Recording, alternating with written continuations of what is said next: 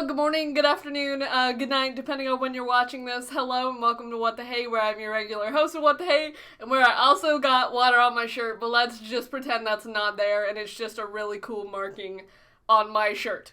But yes, hello and welcome to What the Hey, and today I'm once again answering yet another question.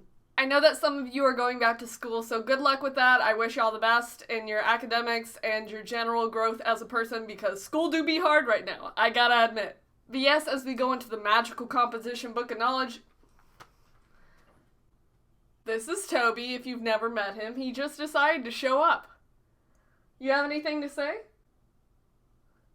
Exactly, I agree. But yes, as we go into the magical composition book of knowledge, we see the question of, who the hey was Bob Ross? If you don't know who I'm talking about, you about to be educated, and it's nice. I'm gonna wait and let him get settled. Fun fact, this is away from the question. He likes to sleep on my pillows. It's fun.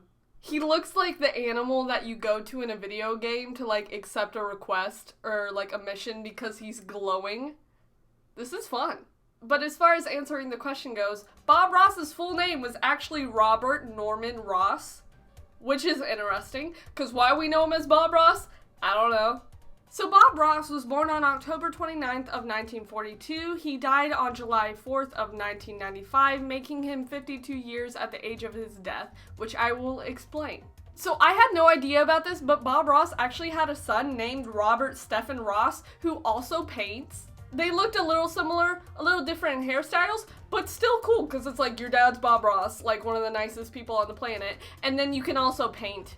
So it's actually very interesting as far as his education goes, because Bob Ross got his education up until the 9th grade, and then he was like, nah, I'm good.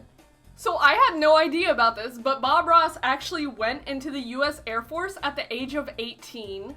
And through that, he apparently became the first sergeant of the clinic at however you pronounce that, Air Force Base in Alaska. So he was pretty cool. So apparently, added fact to this, when he was in the Air Force and he did all that, he had to be mean and stuff. So when he was doing his painting stuff, which I'll go into, he had a quiet voice because he didn't like being mean. I like him.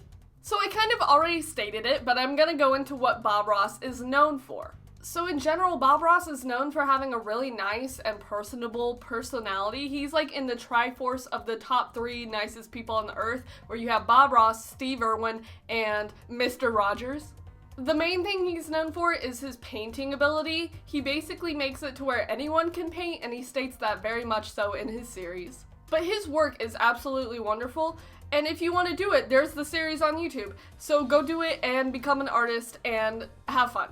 Fun fact about his paintings, they're mainly about nature. If you look at them, there's not really people in any of them.